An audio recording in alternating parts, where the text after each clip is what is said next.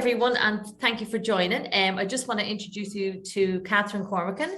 Catherine is the director of the Enterprise System Research Centre in the School of Engineering at NUI Galway and a member of LERO. So thank you, Catherine, very much for joining us this afternoon for our coffee talk. We're looking forward to it, so I will pass it over to you, and then at the end we will take some questions. Thanks, Catherine.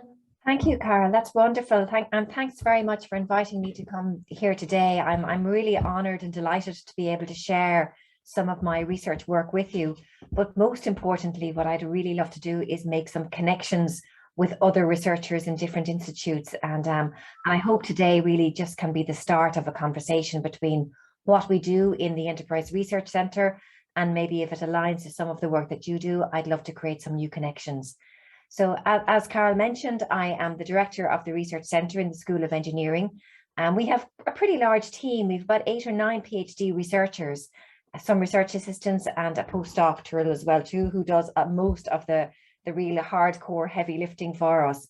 So all of our work is in the area of technology innovation management, and we adopt a socio-technical systems perspective. And very simply put, what that means is we're interested in looking at the interaction between people, processes, and technology issues. So I'm just going to spend a few moments today just talking to you a little bit about our journey and try to highlight and synthesize some of the the interesting things that we've done in recent years. So just to let you know, I've been working in this space for almost 25 years now, and all of our work is very, very applied. And if I'm to distill and synthesize some of the biggest lesson that I've learned during this journey, and it has been a journey, is that innovation starts and ends with people. When I started my world, because I come from a technical scientific background, I very much focused on the technology. At the time, I was designing an information management systems to manage a portfolio of product innovation projects in a virtual environment. And this is way back in the late 90s. So therefore, where I started was very much on the technology and tried to deliver or design a product based on that. And then ultimately, when I went out to validate my system with real world people and to try to ascertain, how people viewed it, and to develop some type of meaning for it, I learned some very strong and often painful lessons. Is that while I thought my wonderful and beautiful system was going to be amazing, that I really had to go back and redesign it, because the functions and features that I had put into it, they were probably too much and too complex for someone to manage in the real world. And that was a big lesson for me, and it was kind of a painful lesson. But ultimately what I learned is that you don't always start with the technology, and I had to pivot my orientation to focus very much on the meaning. Well, it's what do people want? And then how do we design a system to meet those needs? So again, as I said, I reorientated my head to try to focus on what are these experiences that people are gaining? What are the challenges? What are their pain points? And then seeing if we can come up and design products and solutions to meet their needs.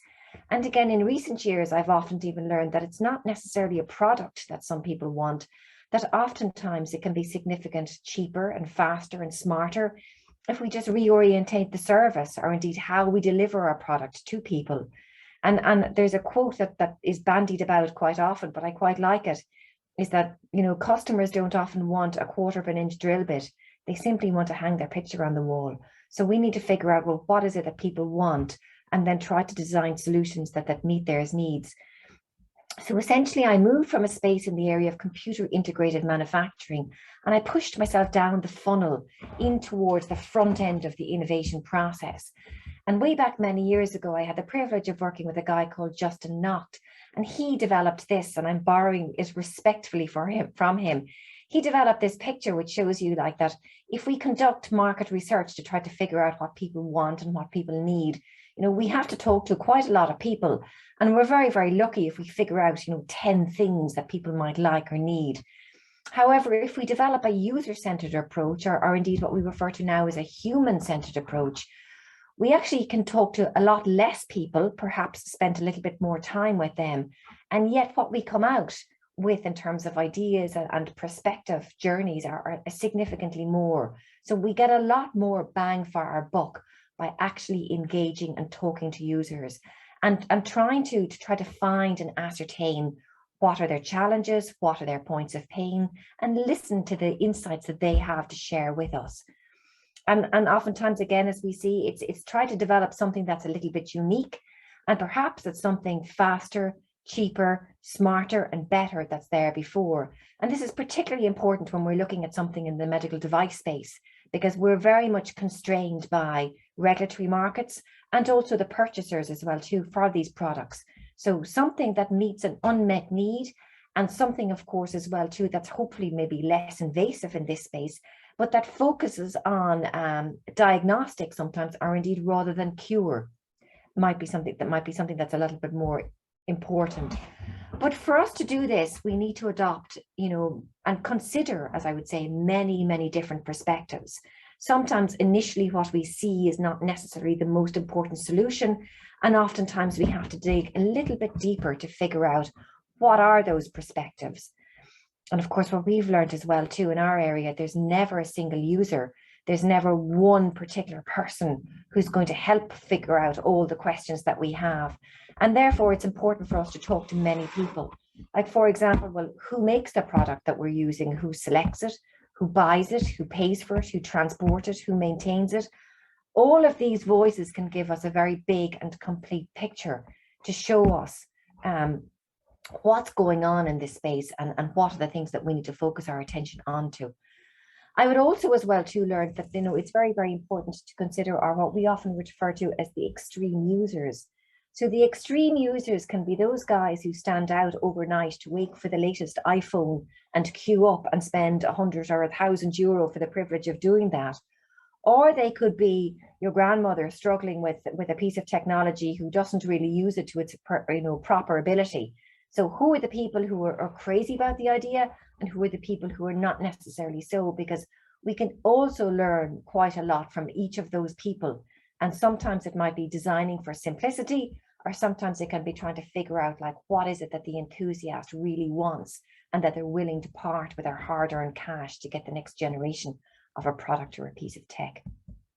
I'm really fond of this, and I use this quite a lot. And to do this and try to figure out how our users are, we must begin to look with fresh eyes. And this is a picture I've taken from Dunnes Stores from many years ago. And I often say to some of our international guests who work with us, if you come into one of our supermarkets and try to figure out what's the best milk to purchase, if we're not familiar with a brand, it can take us quite a lot of while to understand which one should we use. And actually, now that I come to think of it, it becomes significantly more complex when we look at the different types of milk that we have available to us now. For example, non-dairy, oat milk, coconut milk, everything else. So how do we look, and how do we figure out what are the important issues that are going to be important to us as we design new products and that are going to meet our needs? And oftentimes what we need to do is we need to become a little bit more empathic. And I show this picture as well too, so that people can see even creatures that we might not necessarily love, we can gel with them and bond with them by taking a different approach to seeing. Again, this is just a picture that I've shown as how people work around. When we understand what people see and how people operate, we see how people often work around solutions. So instead of using a contact facility in your phone, that we find that some of people, and particularly our older people, will often use just a little piece of masking tape and write down the key contacts that we need. And this is a picture that I've grained from a project that we worked on many, many years ago from a European project, to show how somebody's workaround was, instead of using the technology, they do something else. And older people, or people who are not necessarily familiar with technology, are no different often to surgeons who perform procedures in hospital theatres. They also change processes and systems to suit their needs, that if it doesn't work for them, they adapt.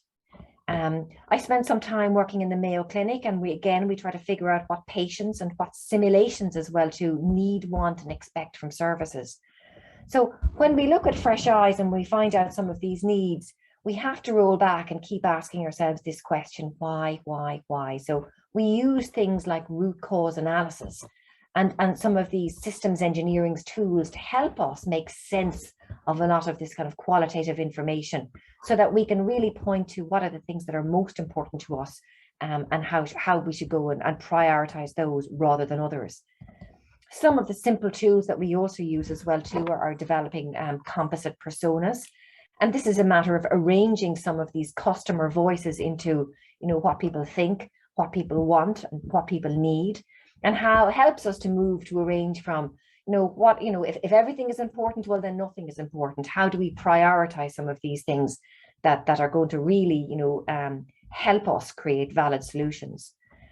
And another thing that we do as well too is we do a lot of things like journey maps and modeling systems and modeling process. And as I say, what we try to do is map out the good, the bad, and the ugly to see, how do people currently use things? What technologies do people currently deploy? And of course, how is that user experience? And again, we try to find out the things that work really, really well. So perhaps we can enhance those, or at least focus our attention to the things that don't necessarily work so well. And that might be enhancing the technology, but it also might be just re-choreographing the services so that we deliver a better solution to our customers and to our users.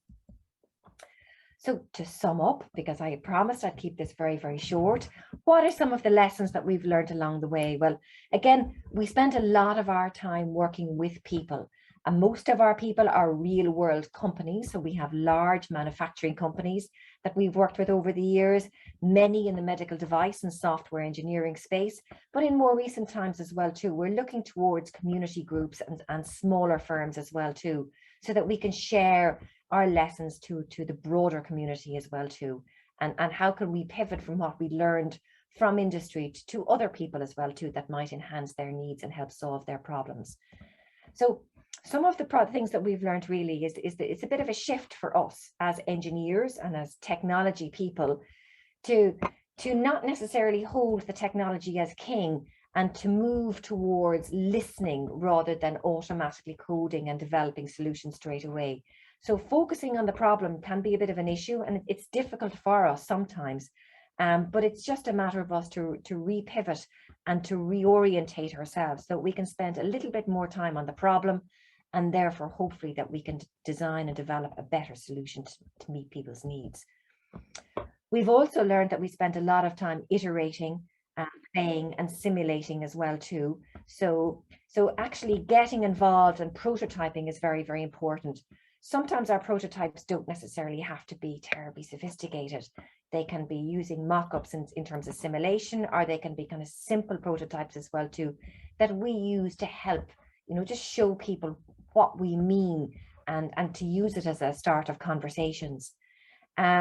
I use this picture to show things. Well, obviously the prototype and reiteration is really, really important, but also as well too, that it's quite, important to move from the large to the very specific, and that we are always constrained by cost. We're always constrained by resources. And sometimes while we might capture a lot of problems, a lot of needs, we need to spend a lot of time filtering those down to try to find the key ones. So try to move towards Picasso's bull. It's beautiful in its simplicity. And if we can do that, we know that we're on a better way to help prioritize and solve the needs that we want.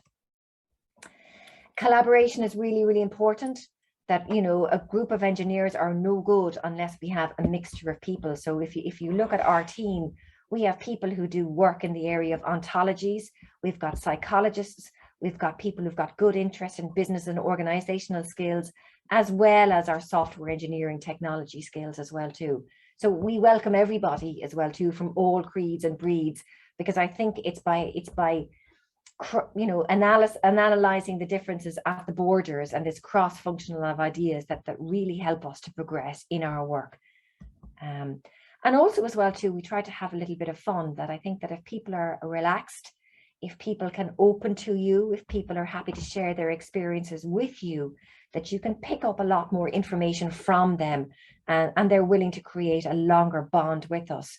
So we've been very, very fortunate that a lot of the people that we've worked with, in terms of the companies that we've worked with, have kept strong relationships with us over the years.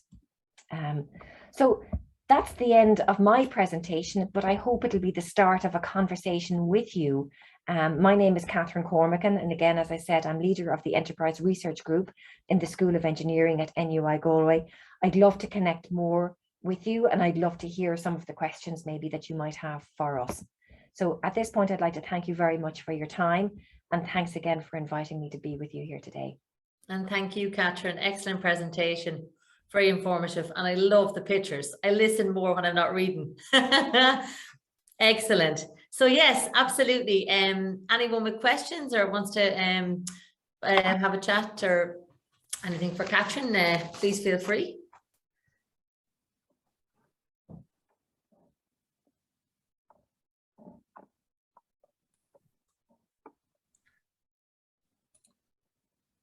Go ahead there, Michael. Yeah, you're just on mute. Thanks, Carol. Hi, Catherine. Thanks for that. Lovely presentation. And again, I wholeheartedly endorse what Carol said about it. It's easier to follow the visuals and the narrative separately. And I liked your quote about Theodore Levitt, Jobs to be Done quote as well, about the picture and the hole in the wall.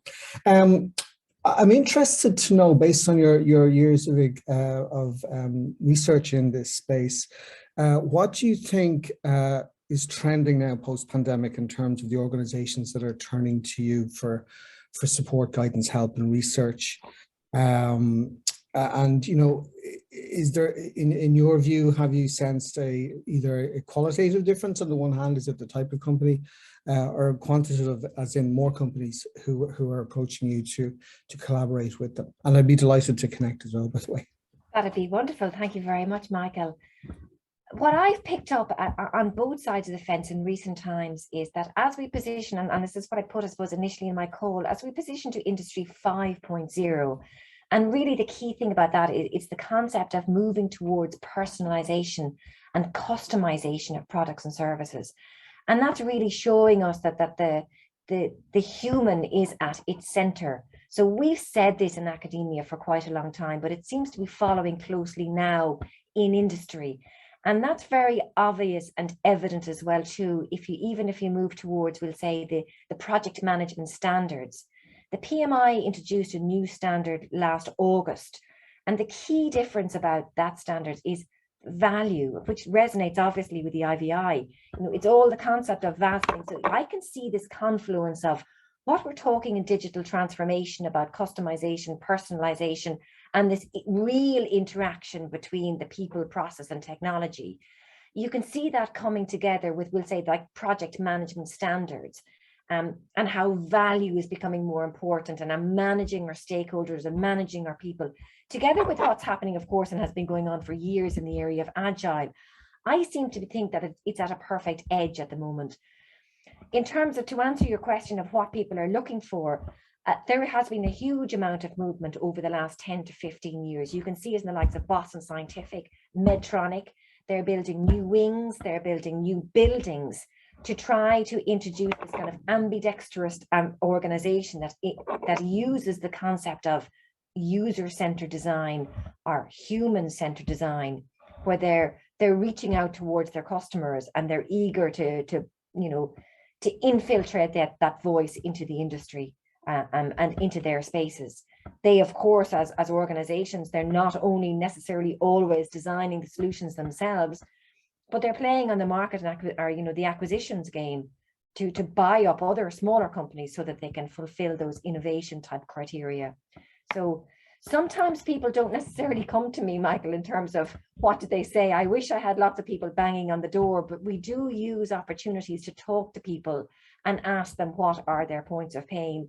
But I do think a lot of this kind of personalization is actually finally transcending, and instead of us talking about it, the concept of design thinking is being used a little bit more in industry, and not necessarily by designers. And I think that's the beautiful thing about it. It's that it's becoming a little bit more democratic, that business, strategic thinkers, engineers, and which is important for it to really work, systems engineers are using these tools now more than ever. So I come from the home of industrial engineering, and effectively it's all of the things that we learned in the 1980s are coming back to play again. And may I say, sometimes I might even say that it's kind of new wine in old bottles, but I'm just delighted to see that they're being used. Great. Thank you, Catherine.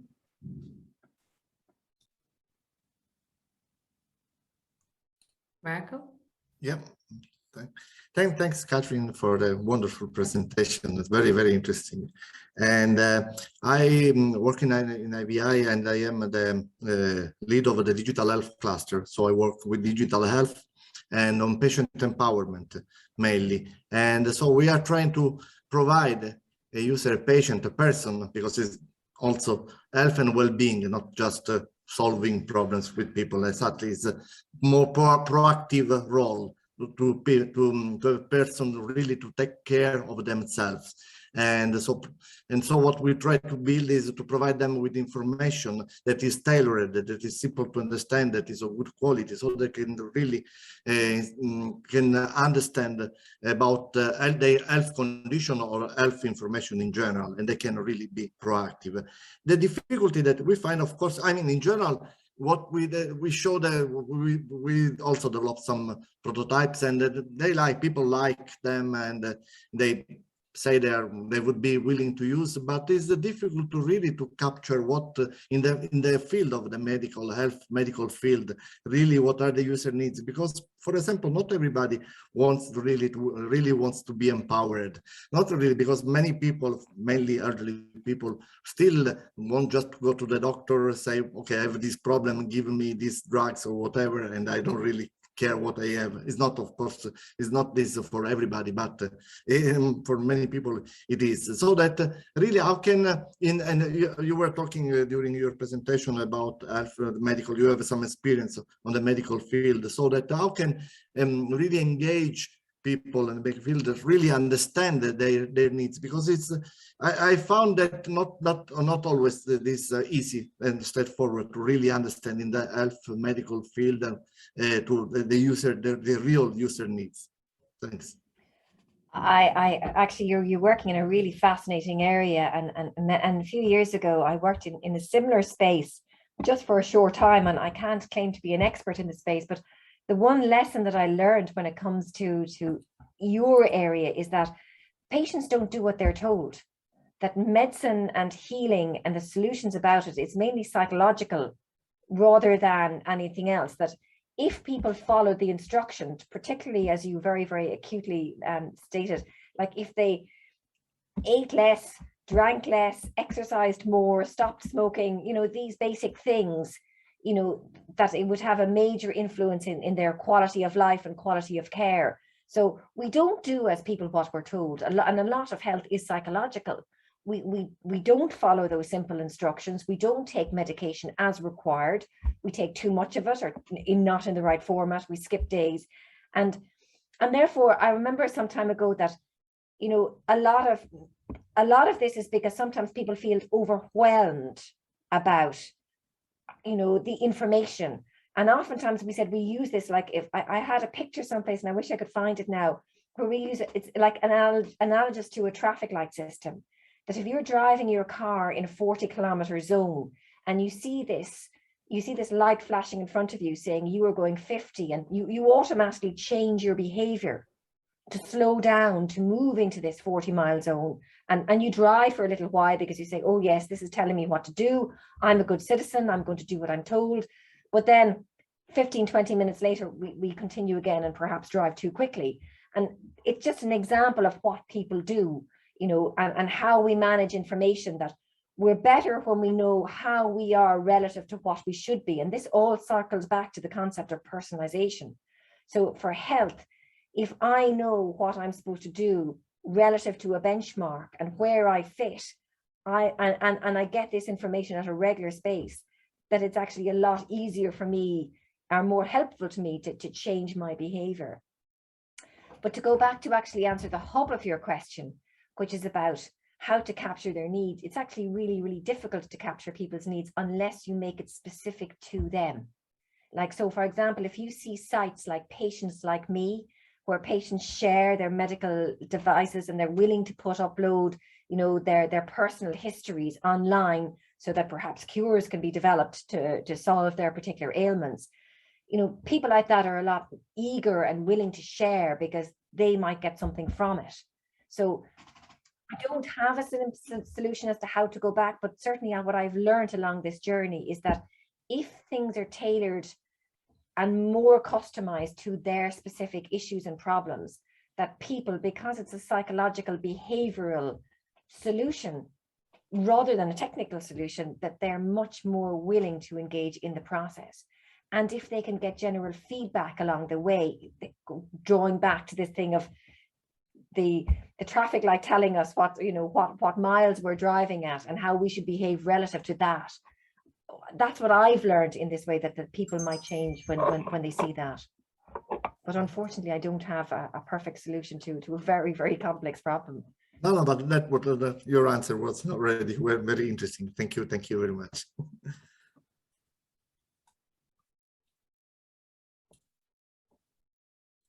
So maybe I have a question, so Marcus Helfert here.